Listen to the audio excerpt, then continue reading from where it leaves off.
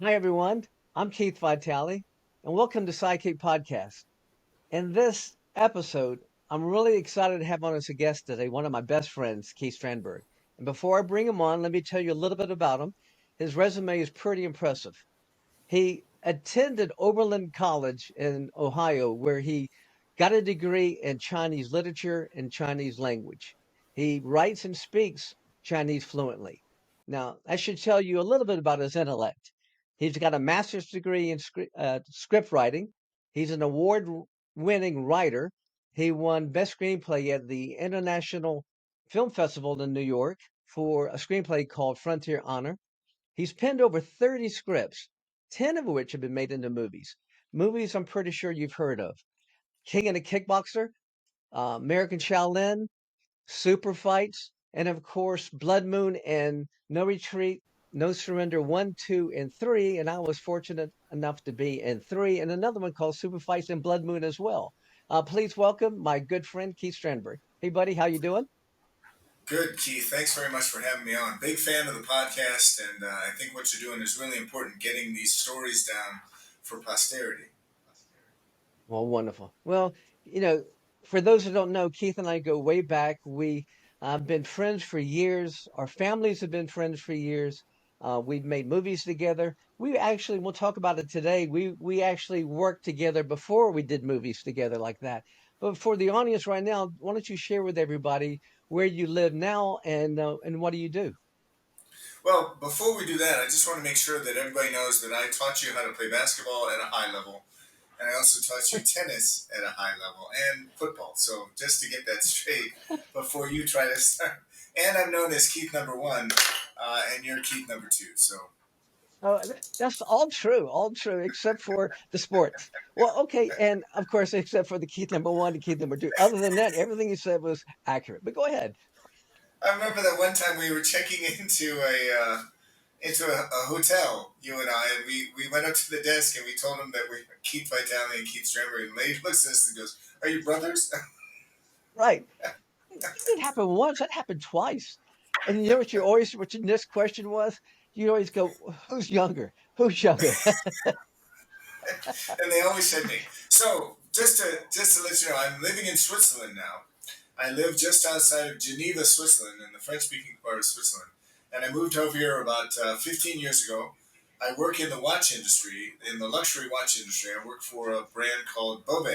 I'm wearing their timepiece now, which is a very high-end brand, and I do all the content for Bobe. And I love living in Switzerland. Luckily, you've come over and visited me, and hopefully you'll be coming over again this year to hang out a little bit in Switzerland. That's wonderful. Now, Kathy and I, my wife Kathy and I, we visited you and Sophie and the family in Switzerland a few years back, and we traveled a little bit and we got a chance to go visit a castle, and it was snowing at the time. It was in December. We went inside, had Swiss chocolate. It was like a fairy tale. It was just something we'll never forget. And then we took the train and went through the Alps and then into Milan, Italy. And we still talk about that. We plan on doing that again later this year and when we visit your family. So just great, best of times. But let's go back to the beginning. Why did you choose, out of all languages, why did you choose Chinese? Well, it's interesting because I started training in the martial arts when I was 14, I guess. And so when I went to college, I decided I was going to study Oriental philosophy. I wanted to study Asian philosophy, and I figured that since I was studying Asian philosophy, I was going to have to read the text in the original language. And since Japanese came from Chinese, I decided to study Chinese. And I had a bit of a background with languages. In junior high, they made us take a semester of French, German, and Spanish in junior high, and then in high school I took 4 years of German. But when I took my first class of Chinese, I realized how simple the grammar was, and compared to the complexity of the grammar in German, I really fell in love with Chinese. And then I made Chinese language and literature my major. I had a second major of physical education, which is the sports angle, with a minor then in Oriental philosophy. You know, that's more than impressive. Chinese is we have an expression here in our country. It's called it's as hard as Chinese because it's so hard. And I'm not being disrespectful to their language, but which was harder for you to learn the writing of the characters or to learn how to speak? Well, the writing is probably the most difficult because it's all memorization. There's no there's no alphabet. You have to learn each character. If you don't know the character, you have no idea what it means. But I really love to write the characters. In fact, I still take Chinese class every week. I took a Chinese class this morning on Skype, and my son takes Chinese classes too because he is falling in love with the language as well. And the Chinese language really helped my career because I was writing for martial arts magazines, and then I was taking tours to China. I was the I was the tour guide because back then in the early '80s, you couldn't go as an individual to China by yourself. You had to join a tour, and so they hired a bunch of guys like me, guys and girls like me that spoke Chinese, and we were the tour guides. So I was doing tours in mainland China of Americans. I did 9 of these tours, and a couple of times I had a week in between each tour in Hong Kong. And I was already writing for some martial arts magazines at the time. So I thought, oh, it'd be interesting to see if I could write screenplays. And so I wanted to contact some of the Hong Kong companies like Golden Harvest and Shaw Brothers. And so I called up these guys, and they all just sort of hung up on me. I called them, and I didn't speak Cantonese, but I did call seasonal film, and I knew that the head of seasonal film, he goes by NG. I knew he spoke Mandarin because he came from Shanghai. So when I called him, I started in English, and he was about to hang up on me, and I switched to Chinese, and we hit it off right away, and he invited me over to his company, and I spent the whole day in his offices talking about movies and talking about how we could maybe pair an American story with Hong Kong action. And it was really funny because he had made a Bruce exploitation film. I think it was called The Legend of Bruce Lee, where he mixed footage of Bruce Lee with footage of characters that were pretending to be Bruce Lee. And he showed me a scene of this movie, and he said, see here where I used this footage from Bruce Lee, and I stopped him. I said, NG, I'm sorry, but that's not Bruce Lee. And he went, oh yeah, it is. I'm the producer. I mean, he got kind of mad. He said, of course it's Bruce Lee. I'm the producer. And I said, I promise you, it's not Bruce Lee. So he got the phone and he called the editor of the film and he said, hey, tell me, is this scene, is that Bruce Lee? And the editor goes, no, that's not Bruce Lee. And so I raised up in his estimation because of that. Because I knew, I mean, I was such a huge Bruce Lee fan. I'd seen every move and I know his moves. And I said, I knew that wasn't Bruce Lee. Well, yeah, I people now today have no idea the impact that Bruce Lee made on all of us back then. I mean, he influenced every single one of us that are older than 30 years old or 40 years old.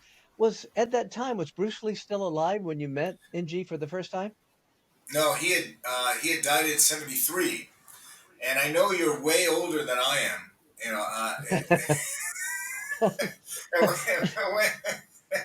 when I met That's a when I met with NG, it was 1983, so it was 10 years after Bruce Lee had died.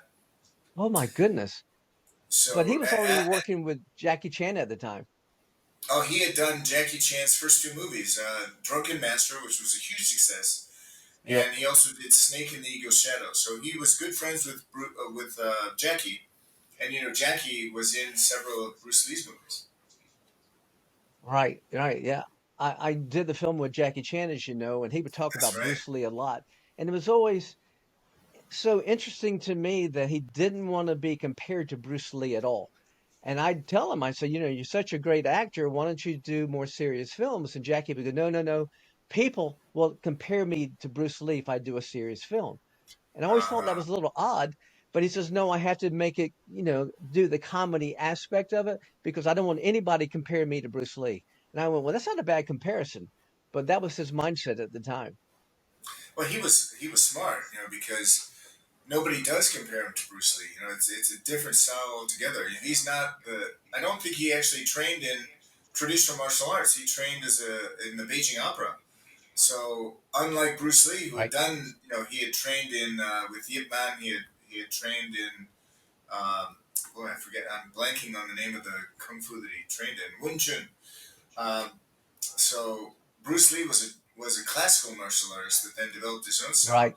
whereas Jackie was an actor from the start, a performer from the start. Right. No, that's a great point. And actually I've never made that observation before. But you're right because Sammo Hung and Yong Bao and Jackie all attended that Peking Opera School. They learned how to Right, sing and dance and do sword fighting and they could do paint. They could do it all. All by the way, they can also learn martial arts and it was everything together. And it was a very austere camp they went to for like 10 years. right. And Samuel told me they even outlawed that type of school after they left because it was Because too it's too hard. just too rough and too Yeah. austere because the instructors were pretty tough towards their their students at the time. But Well, it's working interesting with because if you look at your style, like your beautiful sidekick is a classic beautiful sidekick, and you watch a Jackie Chan sidekick, it's completely different because it doesn't finish like yours finishes. It's not as classically beautiful as your kick, but it gets the point across as it is. that's a good point. And my roots and my lineage goes back to people who did train with Bruce Lee.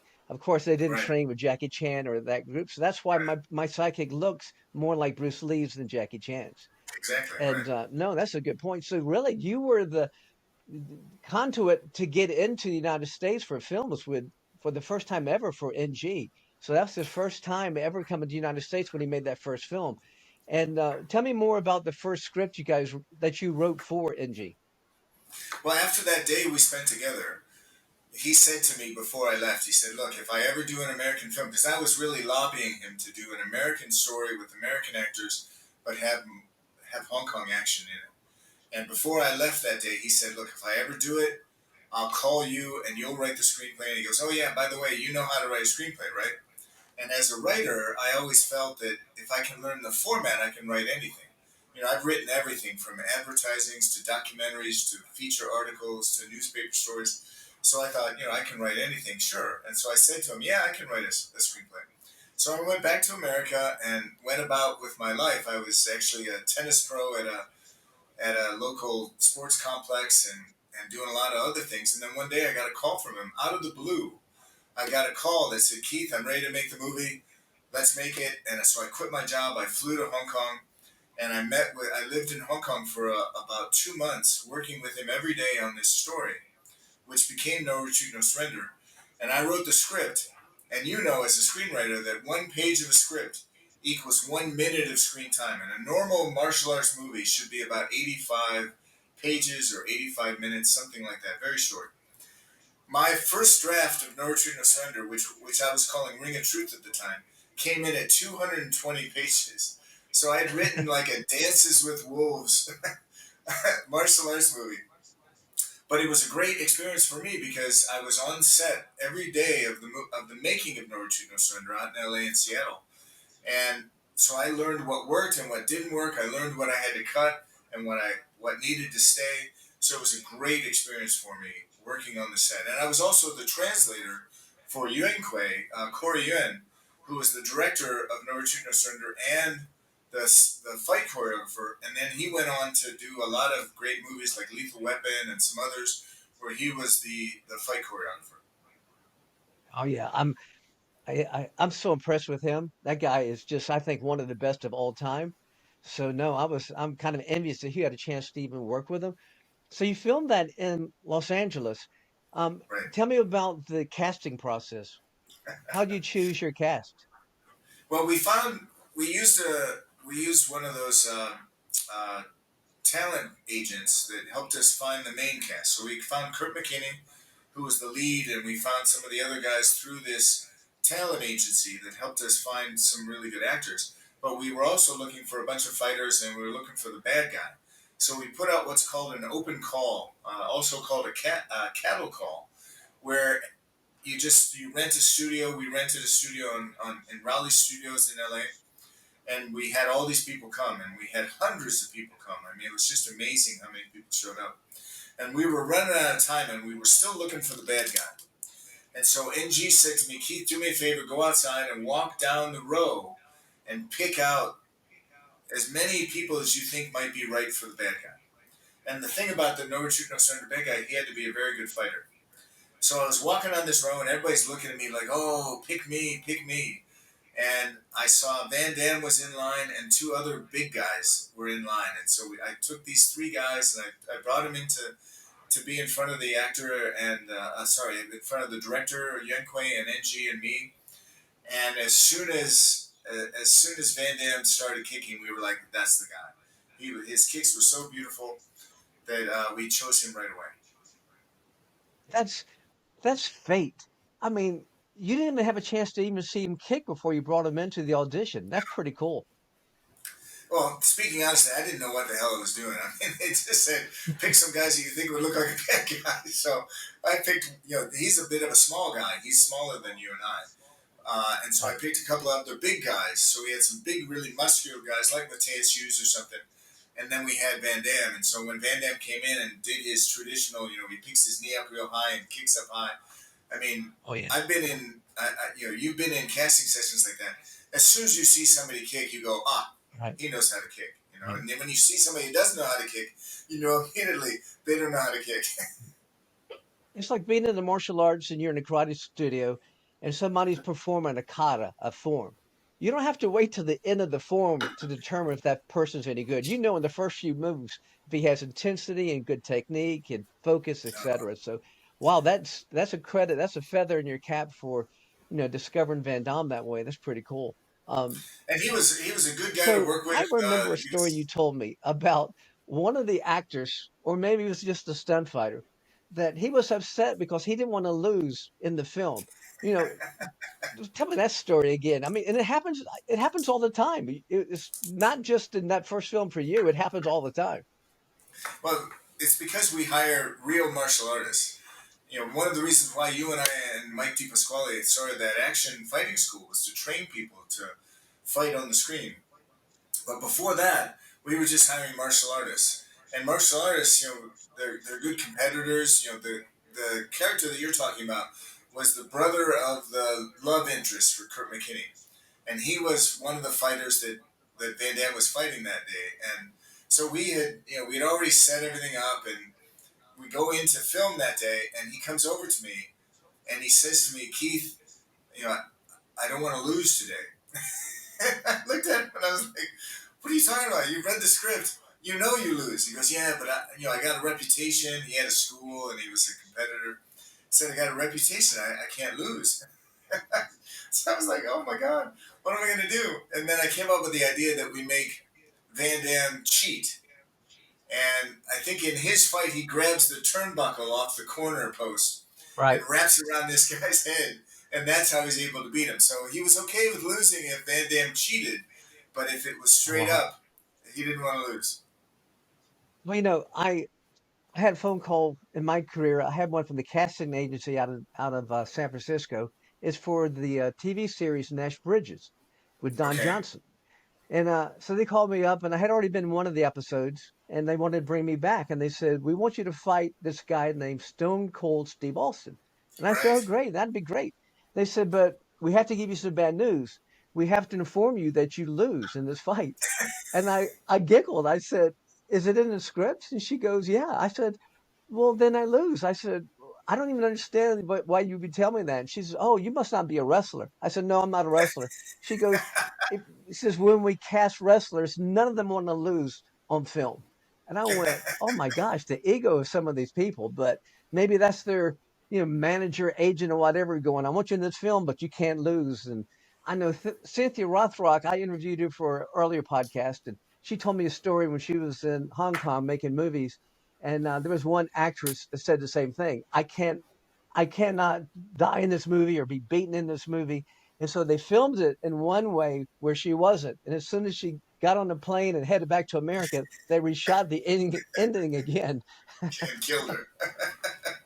But Well, no, it's that's funny. that's so cool. And so that was your first movie. You shot it there. And were you just the writer at that time, or did you produce it at the same time? No, I was just the writer, and I was also the second AD, so I was learning all about filmmaking too. And I was the translator for Yunkui because Yunkui didn't speak any English. So whenever he had to talk to an actor, he'd tell me, and then I would talk to the actor. So it was great experience for me learning how to deal with the crew and learning how to deal with the actors, and so that really was great training for me to be a producer. Uh, I wanted to tell you another funny story from No Retreat, No Surrender. I think you knew Pete Sugarfoot Cunningham, right? He was the Right. middleweight kickboxing champion of the world, never been knocked out, and he was one of the guys in the bad dojo, uh, and he was fighting Van Damme, and Van Damme did this flying spinning crescent kick, and you know, Van Damme's fault was that he thought you needed to be really close to somebody to make it look good.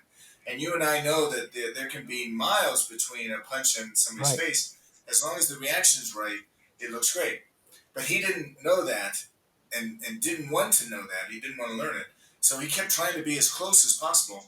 And in this scene, he does this kick and he actually knocks Pete out. The first time he's ever been knocked out, never been knocked out in his Oh my career, and he gosh. got knocked out. He got knocked out in this, and the problem was when Van Damme landed after this kick, and he saw that he had knocked out Pete. He went to go help him, and so we couldn't use the take because he landed. He didn't like get into his stance. He landed, and he went, "Oh, Pete, are you okay?" So we had to stop it, and we had to wake Pete up, and we had to do it again. And And so we lined it up again, and the director said action, and Van Damme knocked him out twice. He knocked him out Oh my again, gosh. but this time he stopped and he held for cut, and then we went and helped Pete. Get this. People that watch my podcast, they know because I've already recorded these podcasts and talked about it. But the same thing happened to me when I did Wheels on Mills with Jackie Chan, and I Right? was in a fight scene with him, and over I would kick Jackie Chan with a side kick, and I was using my left leg, and I had no control, and it was my fault, and I kept on hurting him. And get this, every time I would hurt him, he'd go to the ground and he'd be in excruciating pain. Sammo Hung would look at me and go, more power, more power. Jackie would look up at him like, you're crazy. More power.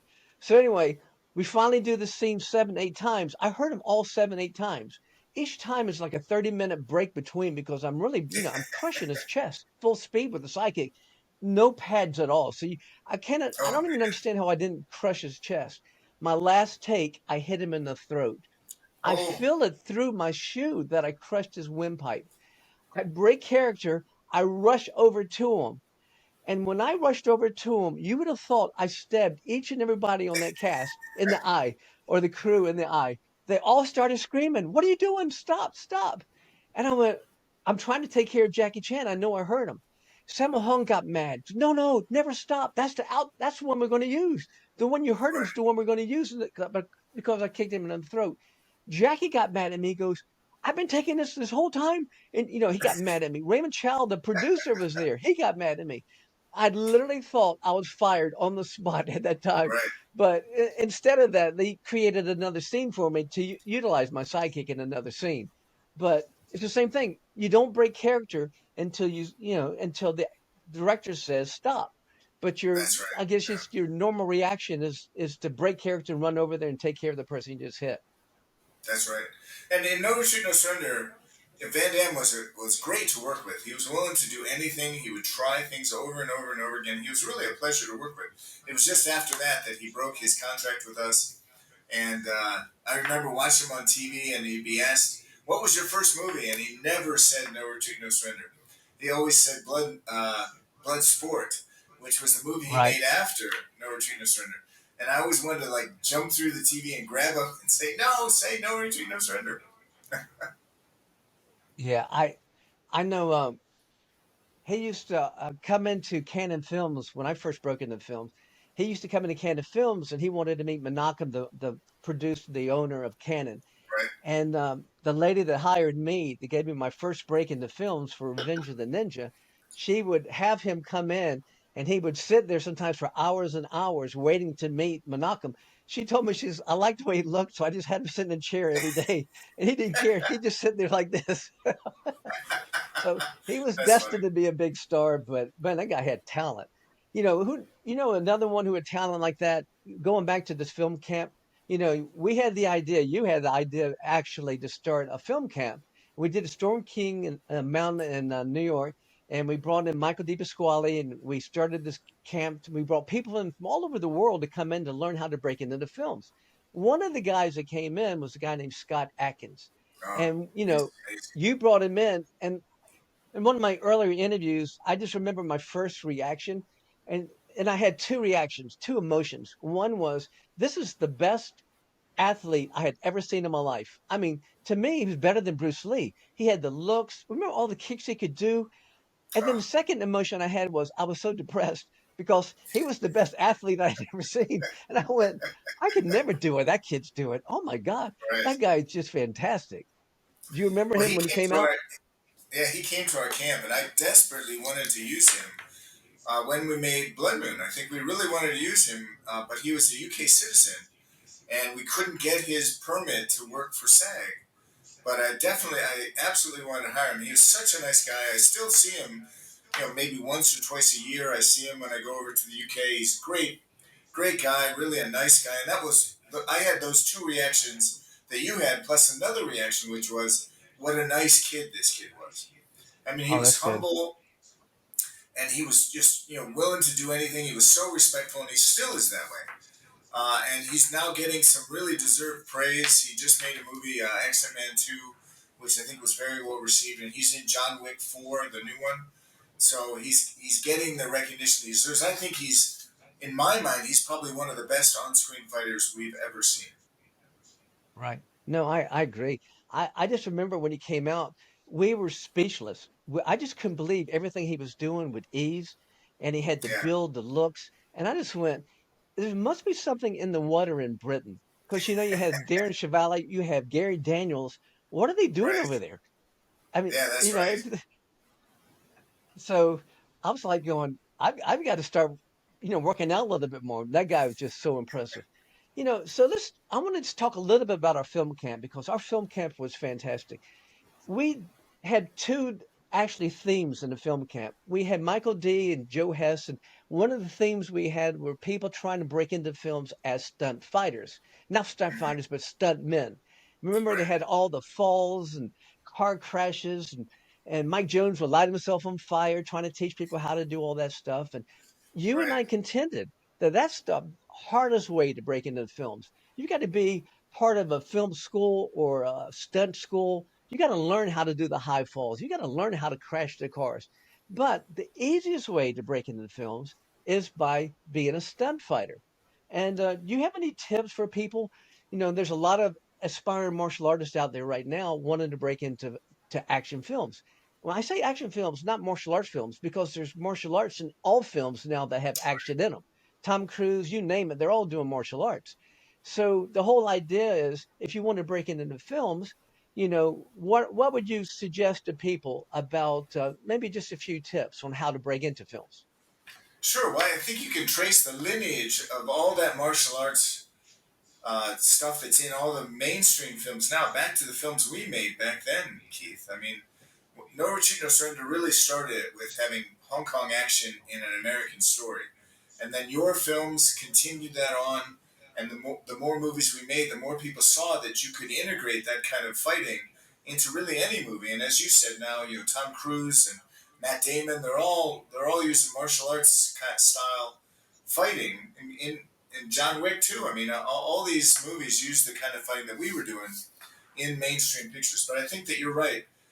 Breaking into film, the easiest way to break into any kind of film is as a fighter, because there's only one main good guy, and that's usually Keith Vitali. But you need a bunch of guys that Keith Vitali can beat up, and those people need to do reactions well. And that's the key. Is if you make the star look good, you'll always work. If you have the reactions where you can twist your head and you can fall down and you can do all the reactions in perfect timing, you'll always find work. In fact, I remember, Keith, one of your friends brought came to a casting call for Blood Moon. I don't know if you remember this, but he brought two of his students along with him, and he was doing a routine for us as casting agents, and he was throwing his students all over the place. He was punching them, and they were doing reactions. And I remember we looked at the director after he was done, and the director looked at this guy and he says, "I don't want you. I want your students." because Right. we don't need the lead. We got the lead. We need the guys that will get beat up, and that's really the best way to break into any kind of film, I think. I no, I agree 100%. I'm gonna do a three-part series, 3 episodes on how to break into films. You know, first one's gonna deal with perfecting your art. You got to perfect it. Be better than I. Bill Wallace is limited to one side only. There's so many things I can't do. The somersaults and some of the other stuff. So if you can perfect your craft and be like a Scott Atkins, can do anything, then that's number one. And then two, you've got to be able to learn reactions because, like you just said, they've already got the star. They usually shoot on location and they bring their stars with them. And they're looking for local talent because of a lot of reasons.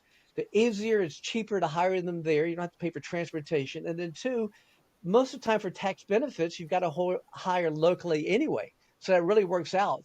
And then three, my third episode is going to be, on how to do your resume and how do you reach out. And it is kind of liquid right now. It's the whole industry is changing as we speak because before, you go to the set or I mean, you go to a casting call, a cattle call, and you'd audition. And now after COVID, a lot of that's changing too. Now it's about sending and maybe reels in once in a while you get to go on location, but you hit the mark right there. And I've asked everybody I've interviewed how to give me some suggestions about how to break into the films because I kind of want everybody's input on that. And I got this observation just last night. I watched 2 martial arts movies last night. I watched a whole Jean Van Damme movie. His latest one is about a fighter. I don't know who the fighter was from what country, but it was a really good film. And then I was going through Netflix and Amazon Prime and these stations, and I used to think there was an era of martial arts movies. Then it died, and then you had regular action movies, and now you have martial arts in all those movies. You Right, don't need a per se martial arts movies, but that's not true. There's so many movies still being made that are pure martial arts movies. Look at Scott Atkins. He does probably has 30 of them like that. Ong Bao and Jason. I mean, there's so many actors out there still doing pure martial arts movies, as well as action films that people have the chance to break into. And the key is just like this. All you have to know is this: make that star look good, and they'll want to right. use you over and over. And your example of that friend is one of my best friends to this day. He's the one who didn't get the role. I Right. still am so sad for him because he called it his Yuki, and he would throw that Yuki around and spin him around, and the guy was fantastic. And then I remember at the end they went, "We'll take the guy on the ground." I went, "Oh no!" That's right. Well, I think what's really important, and one of the reasons why you have done so much work, is that you also had a really good attitude. You know, if somebody asks you to do something, you say, "I'll try anything."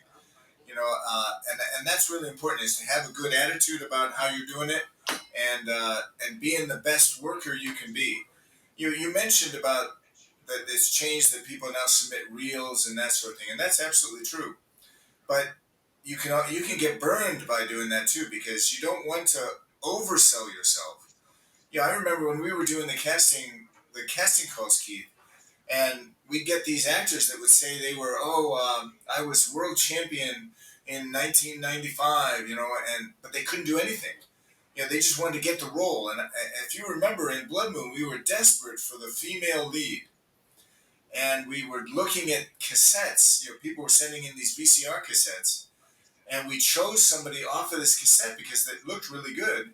And then she got on set and she was horrible.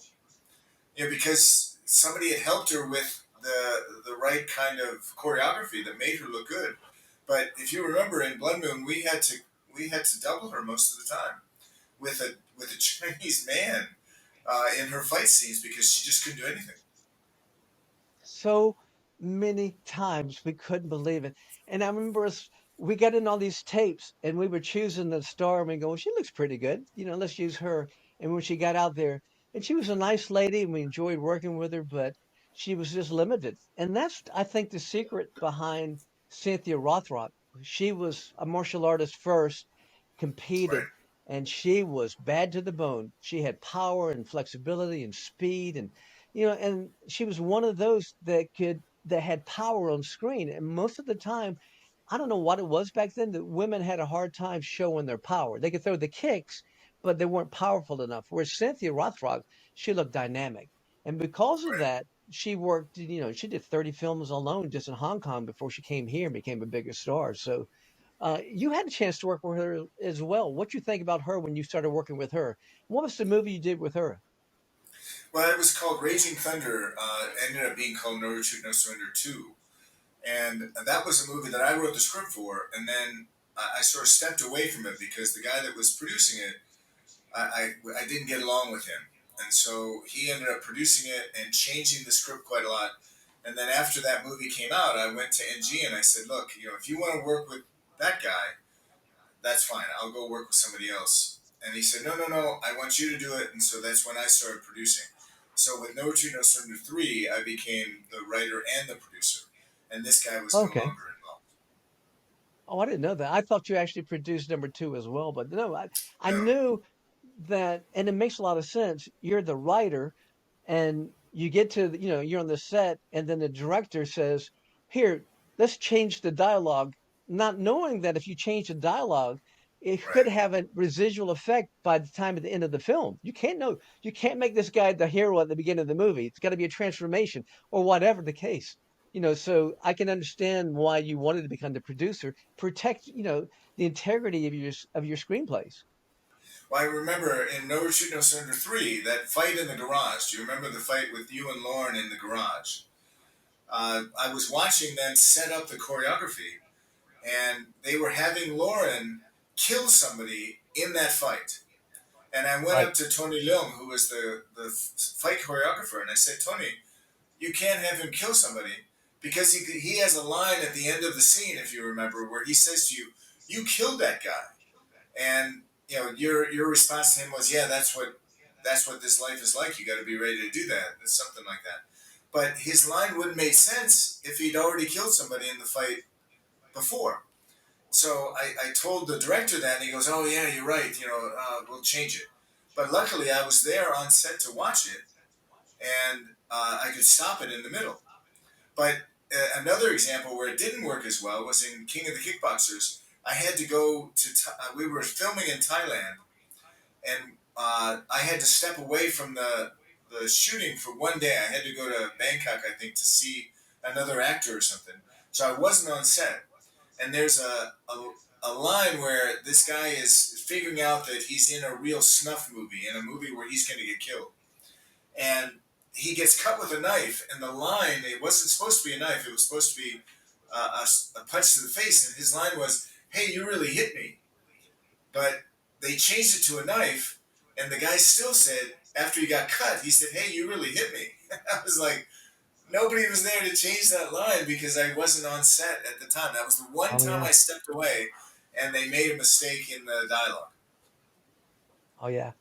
I I tell you, I was fortunate enough to do some films with you, and I came to you one day and I said, I want to learn how to be a producer as well. So you allow me to not only star in a film, but also to be the associate producer of Super Fights.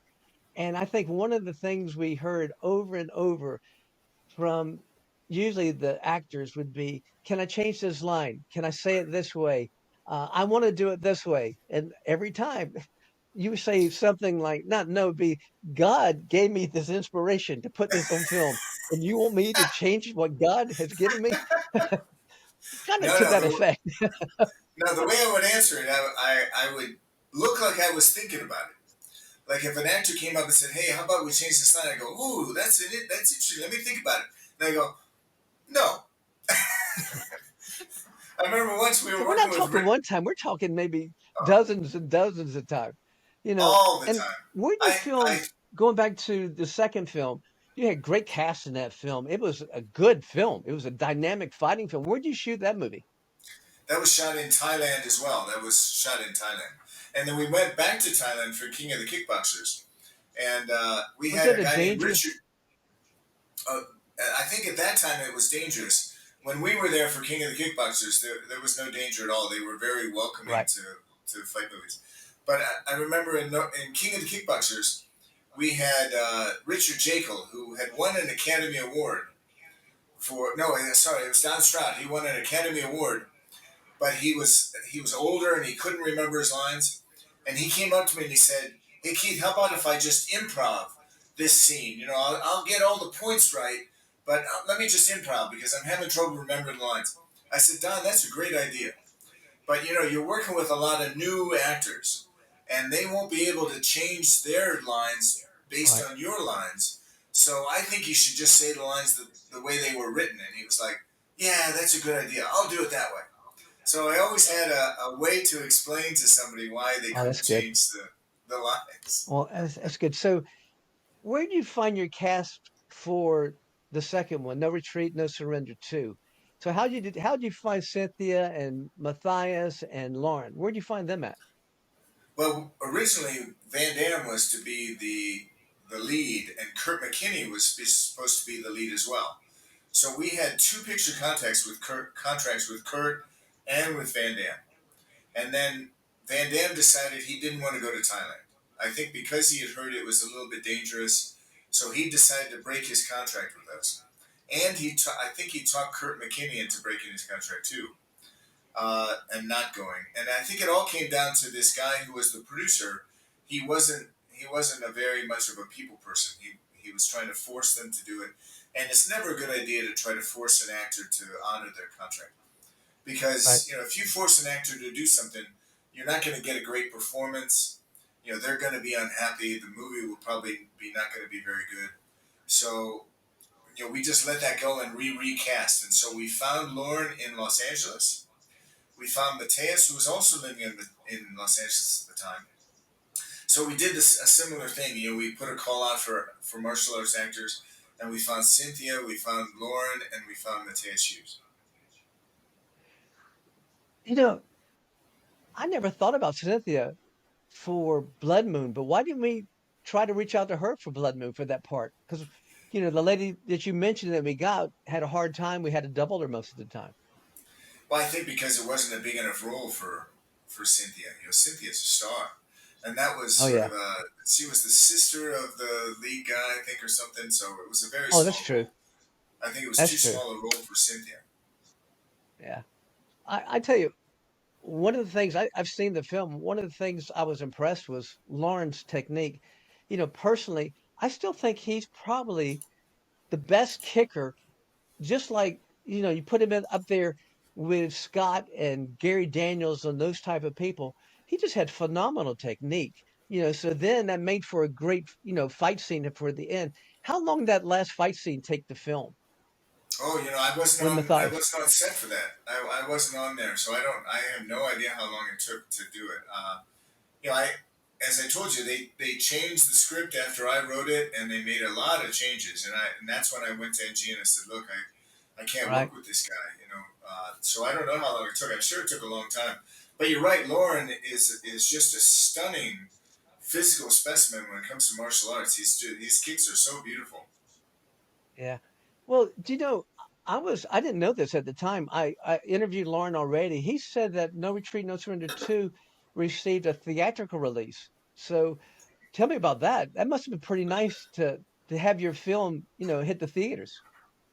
Well, No Retreat, No Surrender had a theatrical release, which was really my first experience with a premiere.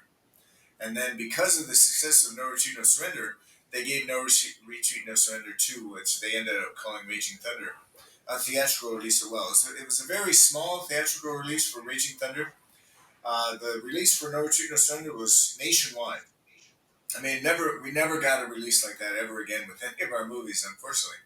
But it was such a groundbreaking film, No Retreat, No Surrender, that it got a huge theatrical release, and it's still quite popular today on YouTube and all these other places. But Raging Thunder had a release, and I went out to it with my wife. We went out to LA to see the premiere, and after I saw the movie, I thought it was a really good movie. But the fighting was great, but the story, I thought they had changed the story so much that's when I Right. went to CNG and I said, look, he Right. made a lot of changes. I think the movie's good, but I'm not working with him. So, let me know what you want to do. And that's when he said, no, I'm going to work with you. I'm not going to work with that guy. And then we went on to make 8 more movies together. Well, so who was the fight coordinator, the stunt coordinator for two? I think it was Tony Leung. Oh, good. Yuen did some of the fights, but I think Tony Leung was the fight I choreographer. think both of those are two of the best ever as well. Oh yeah, for I sure. enjoyed working with Tony. He was such a great guy, such a nice guy, humble, and you know, part of we talked about how to break into films and had the talent, make sure you had your martial arts skills down pat. And Gary Daniels and Lauren, and there's a lot of actors that hate to be doubled because they want their face on screen time as much as possible. But I Right. know that it didn't hurt my feelings at all sometimes when I would be doubled. Tony Leung actually doubled for me in a couple of the That's right. movies that I did. Because when it comes time to your reaction, you're fighting the bad guy, and the bad guy hits you, and you've got to do a triple pirouette in the air and land on the side of a table. I go, next, can you bring the stuntman in right now? My double. That's just it wasn't part of my training, and Tony was just had such a good attitude. He was so talented, and he had his crew together. And I loved how they made their movies and how they pieced together their fight scenes. We did No Yeah. Retreat, No Surrender 3. Remember, was his little brother called Tin Kid or something? I remember he had one little guy. Yeah, that's right. He had a Yeah. Yeah, he had a whole team, and they'd have videotape over there, and they'd be sticking in action movies and just kind of looking at different techniques and then formulating their own, putting them together. And Right. then we would sit and wait, and they'd come over and they'd go, all right, here's your next 6, 8, 10 techniques. And we would go through the motion one or two times. And then you go, okay, ready? Okay, let's film. And then you go do it. And then you Right. cut, they go back and you sit there like this and you just watch them. And they were so animated. And they'd be putting their fight sequence together and punch, kick, and whatever. And then they come back out. And the thing that was so hard for me at the time was they didn't take no. You didn't ever say, no, I can't do that. You're not supposed to. I mean, I would tell people trying to break into films every time there's a no to one of their questions, they're going to replace you, or it's easier to Right. replace you. If you can do what you're telling, what they're asking, it's going to make life much easier. And of course, having that good attitude. I had the attitude maybe more than the talent. I go, sure, I can learn how to do it. But remember a couple times Tony would go, I want you to do a kip up and then jump up and then shoot. And I went, kip who? And he goes, no, kip up. And I go, can you show me one? And of course, there's stunt guys pop up. And I go, I've never done that before. But remember, I had that cast on my left wrist. I That's broke it. I have a gun in the scene on my right. So I can't even use my hands to right. springboard Right. up. So Yeah. they gave me 5 minutes. They took me to the side. They taught me how to do it. They brought me back and they go, okay, let's shoot, let's film, and I just remember I took pride in learning that in 5 minutes on how to do it. But the thing about working with them is that you really have to be sharp. I mean, if you have to hone your skills because they're going to put together some sophisticated, intricate moves, and you got to be fast, fast, fast, fast, fast. And there's always a beat and a rhythm to their action, which I love working with Tony. Let me tell you, I mentioned on another podcast, I didn't have the best time working with who was the director for three, uh, Lucas Lucas. Lowe. Lucas Lowe. Lucas Lowe. He had that small Napoleon complex, and Yeah. in his credit, he didn't speak English that well, and you were the interpreter, so it was hard for me to understand him at times. And then, and I think it shows in my acting or my lack in acting because the emphasis is not really on my acting with Lucas Lowe, the director. It was say your lines one time, maybe two, and then let's go fight. Now the fighting would take a week, but the acting, we get our lines in, and sometimes looking back on that, I wish I had could say, can I do that like 13 more times till I get it right? Well, I think you're absolutely right. Lucas was more focused on the look of the film and the fighting than he was on the acting. And I would get into fights with him all the time because he would spend all this time with the extras, all this time with the setup, and then we'd run out of time and we'd have to do the dialogue.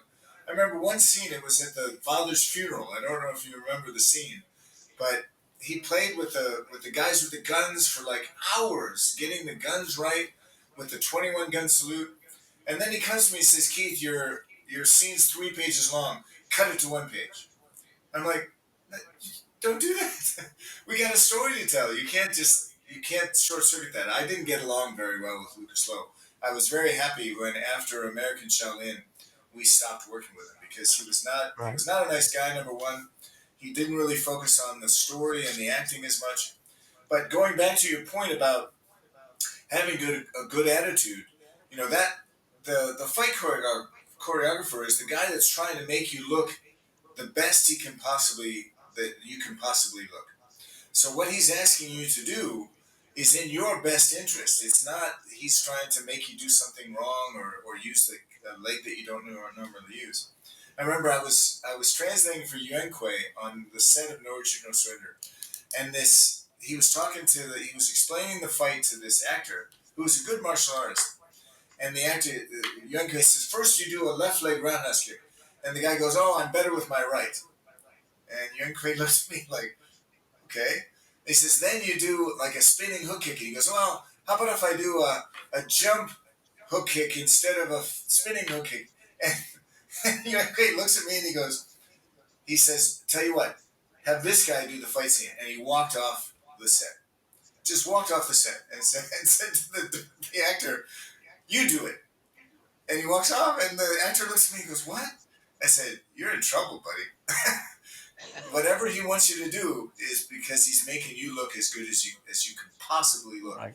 So whatever he tells you to do, you just do. And you mentioned your cast in that movie because you broke your wrist, and the reason you broke your wrist is you were willing to do anything these guys asked you to do. They asked you to do a technique on a bag, if you remember, that you'd never done before, but you're like, yeah, I can do it. I'll try it. And then you did it, and you fell, and you broke your wrist, and we had to write that into the movie.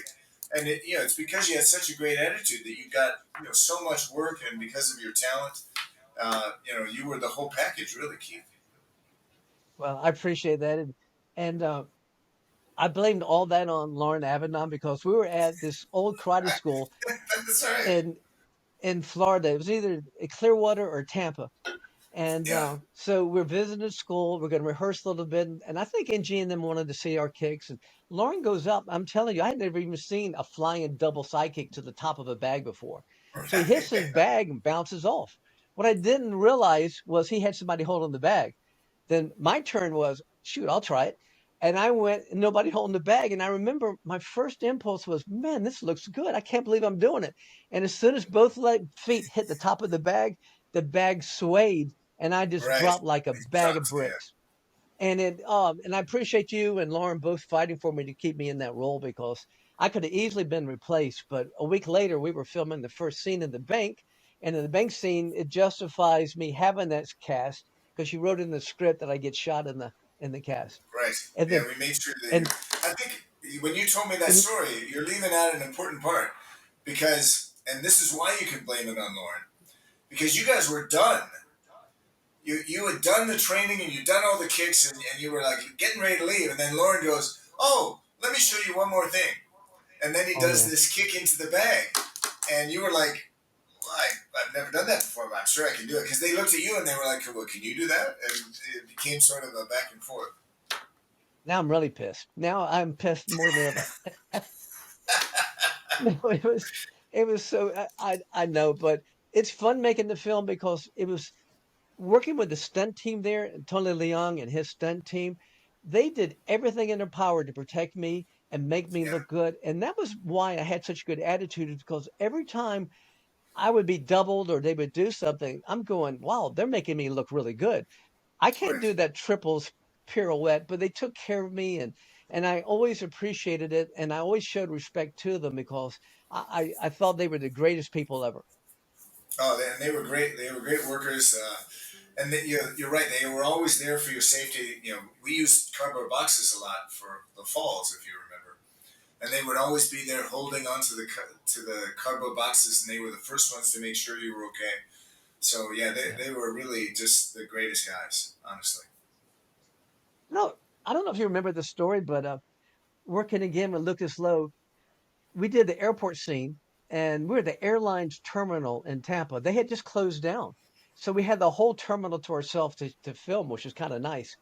And one of the episodes, or I mean, one of the scenes, I was supposed to, Lauren and I would race across after the bad guys. And there was a lot of Right. extras there. and a lady and her daughter got in front of me, and I had to stop. So anyway, Lucas yelled at me, started yelling at me for, "Why'd you stop? Why'd you stop?" Anyway, you explained it, I explained it, no big deal. Later that night, I've already told this story. Later that night at the hotel room, there's a knock on my door, and you open the door. And I'm not sure if you were in there already, but there's the director, Lucas Lowe, with a Chinese character, the guy that worked on the set. He built sets. He was there with him. And Lucas was at the door and he was bowing to me over and over, going, "I am here to apologize." So he comes in and he's apologizing to me for yelling at me. And the whole time he's apologizing, the other the character, the Asian guy, is behind him yelling at Lucas. Now, I was kind of blown away because here's a guy working for Lucas yelling at Lucas.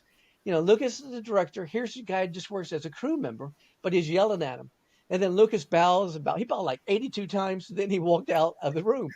And then I said, "Keith, what's going on?" And then you explained to me this guy was some kind of triad member or something, some member in Hong Kong that had some kind of power, and he convinced Lucas to be, respectful to me, and I never forgot that. I remember the guy going, "I want to invite you to Hong Kong, and I'll take care of you." And it's one of my big regrets never ever going to Hong Kong and let this guy take me out.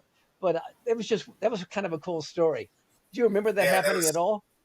I do remember that, and there were a lot of run-ins. Lucas was not a very nice guy, and so he was often rude to people, and I'm glad he got told off for you because it was out of line for him to be yelling at you like that. Well, what happened to the distribution for No Retreat, No Surrender 3? One and two got pretty good distribution. Do you know any of the background why it didn't get distributed as Well, I much? know It that did got distributed, but not as much. it went straight to video because there was a like the golden age was when No Retreat, No Surrender first came out. When it was sort of on its own, and then a lot of people got into the business. Don Wilson started making his movies, and so the movie industry was changing quite a bit. So it was impossible to get a theatrical release in the U.S. for No Retreat, No Surrender 3. We did get a theatrical release in other countries, which was very interesting. We were in theaters outside of the U.S., but trying to get a theatrical release in the U.S. wasn't happening back then, and then it just continued to get worse. I don't know if you remember, but you know, a lot of the movies were going straight to video, and then people were making Right. movies. We needed a certain amount of time to make a quality action movie. I remember having a discussion with Don Wilson at one of these camps that we went to, and I asked him how many days, because our minimum time that we could make a movie in was 36 days. And you remember super fights. You did a take 56 times. Do you remember this? You were kicking somebody and you had to redo it and redo it and redo it. And I think you ended up doing it 56 times to get it perfect. And I had a discussion with Don Wilson. He said he made some movies that were 9 days. He made a full action movie in 9 or 10 days, and they had a take count. So they were only allowed to have 2 or 3 takes, and then they had to move on no matter what happened. Right. And that's just not the way we made movies. We made movies No. where you kept going until you got it perfectly. No, that's a good point. Our f- our ending fight scene would take a week to shoot by itself, and we're Right? talking early in the morning to late at night. And Yeah. it's physically the hardest thing I've ever done in my life. I fought full contact and I fought point karate around the world, and that's a piece of cake. Because when you're in the ring, even fighting full contact, the guy's trying to knock you out, but you can stall, you can move around, you can circle. I can hit him with a sidekick. When you actually do a film and you're making, you're in the middle of a fight scene, it doesn't matter how many takes they require. You got to give 100% on every Right. take. So Yeah. if you do it 50 times or 56 times, every time is as hard as you can at full intensity, and it takes you out. Now imagine that times 8, 10, 12 hours a day times Oh, 6 days. yeah, that's right. I remember we were making super fights, and one of the actors, I won't mention his name, but one of the actors, he kept insisting that the kick he was throwing was perfect. And the director and you, because you were a co-producer on that, and me, we would say, "Look, no, it's not right. You got to keep doing it." He goes, "It's perfect." And we'd show him the video playback. You say, "Look, it's too high." And he goes, "No, no, it's perfect." Right. It was No, just so hard to get it through to him. no. When I spoke with Don, I interviewed Don Wilson as well earlier, and he said that he had full control over his films. He did like 10 or 12, I think 12 Roger Corman films. And Okay. he had total control. He said, one time, Keith, I even fired the director. He said, but I would get into the edited room and I was with the editor for all my films. So he had that kind of control. I mean, did you ever go in the editing room for any of the films you made, or was that out of your hands?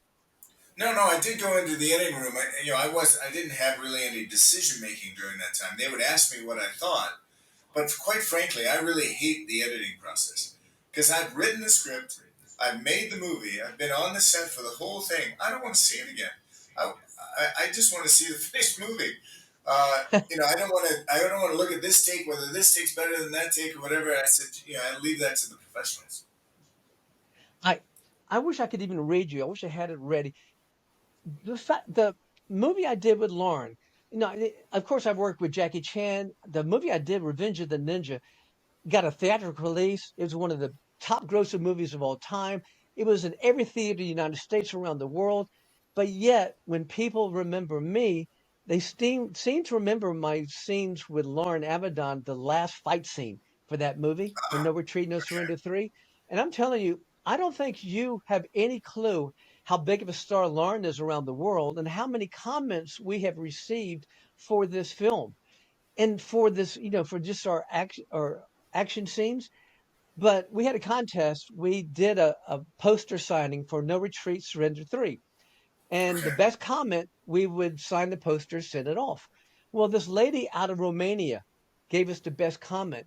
And the comment was mind boggling how we not only changed lives, but we should be given some kind of honor certificate from a university for instilling integrity and honor and showing people right from wrong. I mean, all the stuff she wrote. Of course, she won the best Wow. comment, and I've already I sent her the guess so. poster. But the impact that film had on people's lives, you're the writer. So, as a writer, and Keith and Lauren and I, as actors in the film, I had no clue that we impacted that many people's lives. And the comments are like how we were the impetus to get them to start martial arts. We changed their life when they were suicidal or depressed. That's, like, oh my gosh, that movie. So sometimes all the movies you did get glossed over, but that end and fight scene for No Retreat, Surrender 3, people can bash me for my acting, but they go, oh no, but your fight scene at the end was the best we've ever seen. So if Well, you had a I, if you had to look back on all your films, we're going to talk about more of them. But just right now, it's like picking your favorite child. Let's go with Kaylin, Jake, or wait a minute. Let's go with, uh, or is it? Tell me your favorite movie of all the movies you've done. wow, that's an interesting question because, like you said, it's like picking your favorite child. I think I'm really proud of the impact these movies have made. You mentioned No Retreat, No Surrender 3. I get a lot of comments about the original No Retreat, No Surrender.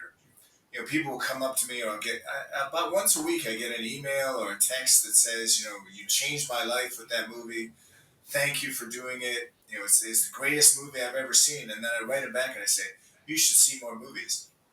Uh, because it's really hard for me to even watch them. I did the commentary for the Blu-ray release of No Retreat, No Surrender, and I was like, oh man, this has got You some know, holes. This movie. I hear all the time, people comment all the time, when will the No Retreat Surrender 3 be made into a Blu-ray? You know how they're doing those now, Ah, remakes? Have you yeah. guys, you ever talking to NG about that? Well, I'm actually working with NG now to get some of these titles re-released, and No Retreat, No Surrender 3 is one of them. So we're working on getting some more distribution for that. But I think, I'm really proud of the impact that we all had on people in the martial arts. A lot of people tell me how they got into the martial arts because of the movies that I made. And I think the martial arts is the most wonderful thing, that gives people confidence, gives them discipline, gives them a sense of honor. And I think that, before my career is over, I'd like to make another movie that sort of goes back to those original kind of naive roots of trying to make a movie that will impact people's lives like that. Because right now, the movies that are out there, these superhero movies and things like that, there's no redeeming value to these movies. Right. There's no honor. There's no sense of changing anyone's lives with these movies. They're just popcorn pictures that you forget about after you're done watching them. Well, Keith, I want to thank you for being on the show today. I really enjoyed it. You know, we're best friends. People don't know this, but we FaceTime each other. You're in Switzerland and I'm here in Georgia. Maybe once every couple of weeks we communicate, and I've loved keeping in touch with you. So thank you for being on the show. And if you like this episode, please, I want you to like it. I want you to share it with some friends. And of course, leave comments and hit that button where it says subscribe. Until next time, ciao.